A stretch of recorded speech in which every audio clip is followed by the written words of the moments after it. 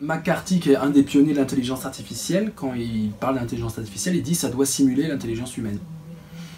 Il parle pas de faut qu'il y ait un truc qui te rend service, ou qui remplisse ton agenda, ou une secrétaire qui corrige tes fautes d'orthographe. Il dit c'est un truc pour simuler les plus hauts processus de l'intelligence humaine, la subtilité de l'intelligence humaine.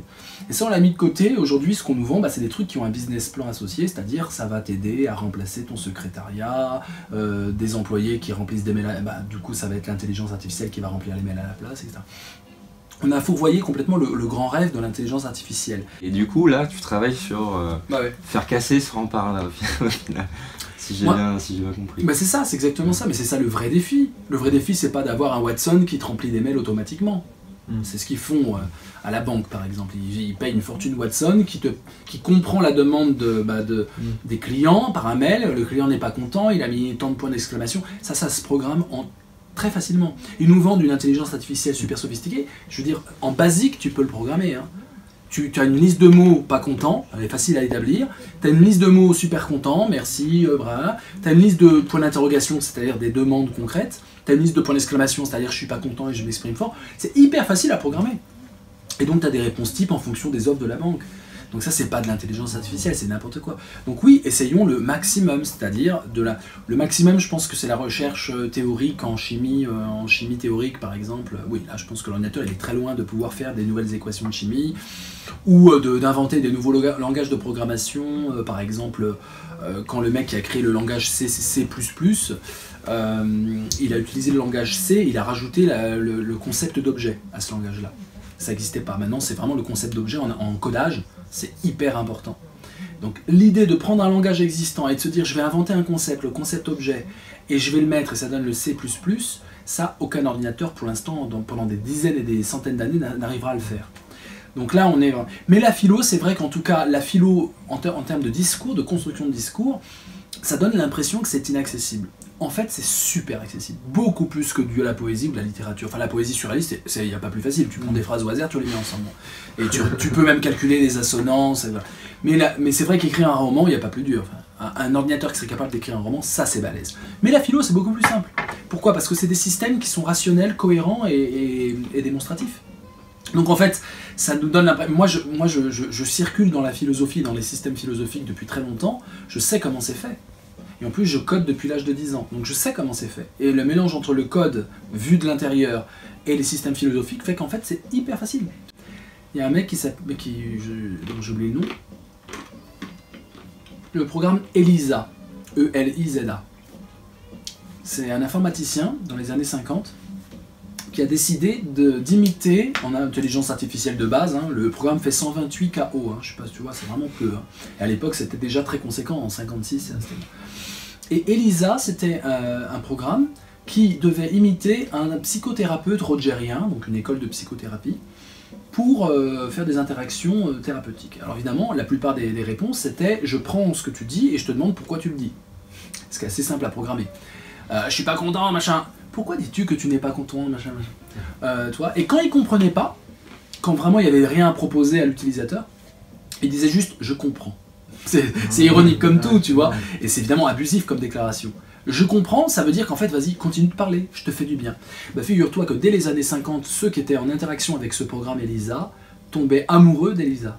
Ils étaient en empathie, ils projetaient. Parce qu'en fait, les gens ne parlent pas à l'autre pour être compris, ils parlent à l'autre pour parler à l'autre, pour être écoutés. C'est pas du tout pareil.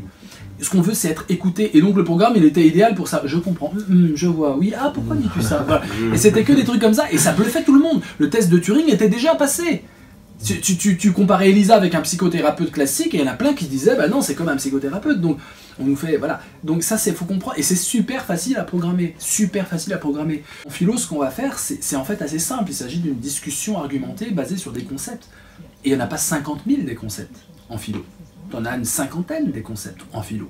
Liberté, amour, mort, passion, enfin, t'en as pas tant que ça. Et si on a 2000 ans de philosophie mis en case de 50 concepts, après c'est riche, ça va être riche en découverte. Après l'idée c'est qu'il arrive à se programmer lui-même pour faire vraiment une intelligence artificielle forte, évidemment. On n'y est pas encore, il nous faut, mais je vois très bien comment je peux faire. Mais c'est pas si compliqué que ça. Mais voilà. Mais donc c'est plus simple que ça. La philo est censée être structurée, carré. Et puis il y a toute une dimension en philosophie qui est la logique. La logique est une grande école de philosophie, et la logique, c'est les prémices de l'informatique. Tous les informaticiens sont passés quasiment par la logique. Logique des prédicats, logique des propositions. Moi j'en ai fait, j'en ai mangé à l'école, à l'université.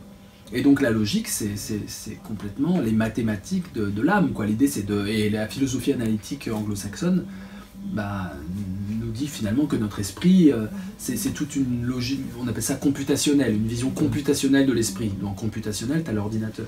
Donc il y a tout un courant de philosophie analytique qui dit le cognitivisme, les neurosciences computationnelles, qui disent que finalement le cerveau humain, en fait, c'est une machine. On doit pouvoir, dans le futur, on doit pouvoir le modéliser. La pensée humaine est modélisable, ce que je ne crois pas. Moi, je crois pas. Je crois que la pensée humaine, il y a du chaos, il y a du hasard, il y a de l'irrationnel, il y a de la folie, et il y a surtout de la littérature. Je crois qu'on a un esprit beaucoup plus littéraire que ce que la philosophie analytique le raconte. Voilà. Avec Philohack et avec Imlac plus tard, on a le droit d'échouer aux questions de base, de reconnaissance sémantique, de liste des affects. Par contre, on n'a pas le droit d'échouer dans la philo. On n'a pas le droit d'échouer dans la philo. On n'a pas le droit d'échouer si l'autre parle du sens de la vie, de la mort, de la peur, de l'angoisse, du sentiment de déréliction, du projet, de la liberté de l'action, de la physique, de l'épistémologie. Donc là, on n'a pas le droit d'échouer. Donc ça restreint beaucoup le champ, et ça restreint le champ à des choses qui sont par nature logiques et démonstratives. Donc c'est parce que c'est beaucoup plus simple, finalement. Donc ce qu'on va faire, c'est qu'on va doubler très facilement Siri et Google, on va les éclater, avec un minimum de moyens. Je veux dire, moi je suis seul à avoir créé l'algorithme, hein. Et on a 3 développeurs, c'est tout. Par rapport à Google, c'est très peu. On va les éclater, c'est une évidence. Parce qu'on va créer une interface qui sera beaucoup plus excitante que leur Siri à la con ou leur « Ok Google, c'est quoi pour toi la philosophie ?» Et là, c'est le bug. Voilà, tu vois, ça c'est Google. Google en est là, tu vois, c'est très bon. Moi, ma maison, elle n'est pas intelligente. J'ai une Freebox, elle marche même pas. Elle marche même pas, ma Freebox, comme toutes les Freebox du monde. Ils nous vendent Xavier Niel, l'école 42 formidable, mais en fait, la Freebox, c'est le pire truc qui existe en termes de connexion Internet. Mais faut dire ce qui est. C'est ridicule. T'as un débit d'une lenteur incroyable. Donc, on nous vend un monde qui n'existe pas. Le monde concret, c'est que je suis seul dans ma chambre, j'ai encore des livres, et quand j'ai Google en face de moi, je veux philosopher avec. Je veux lui dire, dis-moi le sens de... Épate-moi, vas-y. Épate-moi, c'est des questions philosophiques. Quel est le sens de la vie? Ok, Google. Quel est le sens de la vie? D'après Albert Einstein, la vie, c'est comme une bicyclette, il faut avancer pour ne pas perdre l'équilibre. Voilà, de la bouffonnerie.